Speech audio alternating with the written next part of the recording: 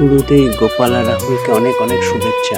তোমাদের বিবাহিত জীবন অনেক অনেক সুখময় হোক। শিরোনায়ে গোপালকে শুভেচ্ছা জানিয়ে আমরা রওনা দিলাম বর্ধমানে রাহুলের বিবাহের অনুষ্ঠানের দিকে। সেই কলেজের পরে তার সাথে আর দেখা হয়নি। মাঝে সে অনেক সাফল্য পেয়েছে। সাফল্য পাওয়ার পরে আজ সে নতুন জীবন শুরু করতে যাচ্ছে। আরও সবার সঙ্গে দেখা হবে সেই জন্য আমি খুব এক্সাইটেড ছিলাম, কিন্তু কারোর সাথে দেখা হয়নি। যাই হোক, রাহুলের বিয়ের অনুষ্ঠানের যে হোটেলটা ছিল তার বাইরেটা খুব আলোয় আলোয় সজ্জিত ছিল। এই আলোর রোশনাই যেন রাহুলের জীবন আলোকিত হয়ে ওঠে। চারিদিক অপূর্ব লাগছিল দেখতে। ওদের রিসেপশনের জায়গাটাও খুব সুন্দর ছিল।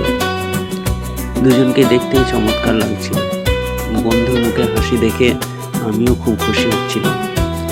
তারপর ঘোরাঘুরি খাওয়া দাওয়া হলো। খাবারগুলো বেশ চমকপ্রদ ছিল। খেতে বসে আজ একটু লজ্জা পাচ্ছিল। তারপর আমরা কোল্ড ড্রিঙ্কস নিলাম। কোল্ড ড্রিঙ্কসের স্টলটা বেশ সুন্দর ছিল। ওই স্টলের সামনে আরও অনেক স্টল ছিল, অনেক খাবারও দিচ্ছিল। বাইরে ছিল পানের স্টল। পানের স্টলে যে দাদা ছিল তাকে দেখে মনে হচ্ছিল উনিই পর। বেশ মজা করে করে পান সেজে সকলকে খাওয়াচ্ছিল। পানের স্টলের সামনেটা খুব সুন্দর ছিল। সেখানে বসার জায়গা ছিল, সেলফি পয়েন্ট ছিল।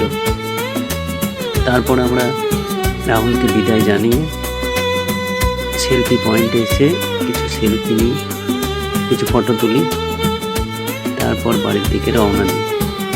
যাই হোক, সবার শেষে এটাই বলতে চাই যে আমার ওই দুই বন্ধু খুব সুখে থাক, ভালো থাক, তাদের বিবাহিত জীবন সুখের ভরে উঠুক।